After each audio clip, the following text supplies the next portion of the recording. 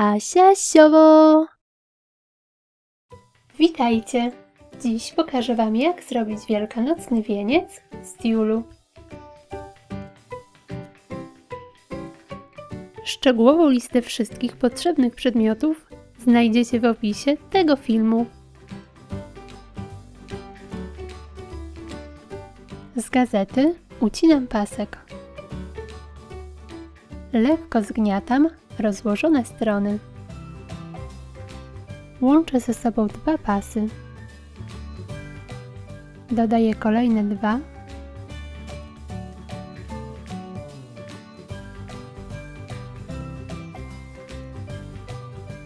I formuję kształt wianka.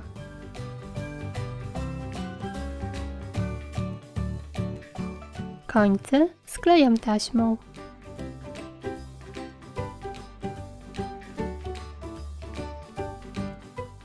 Dokładam kolejne warstwy gazety, zabezpieczając je taśmą.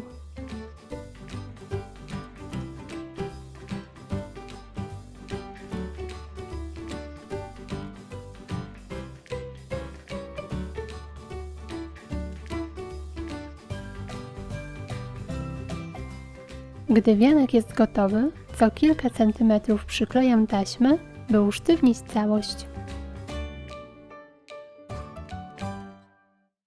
Z tiulu ucinam około 30 cm kawałki.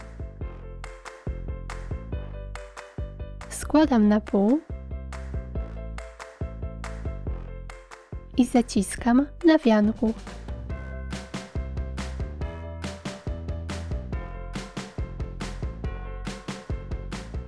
Dodaję kolejny pasek, tak by nie było prześwitów.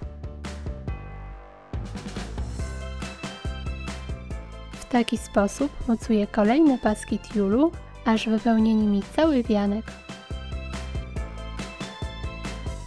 Z tasiemek robię kokardę.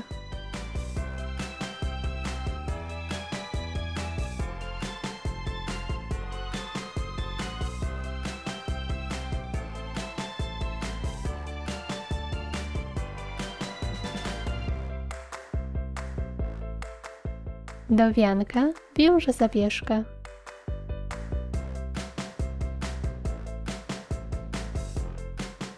Mocuję kokardę. Na koniec przyklejam kompozycję z pisanek.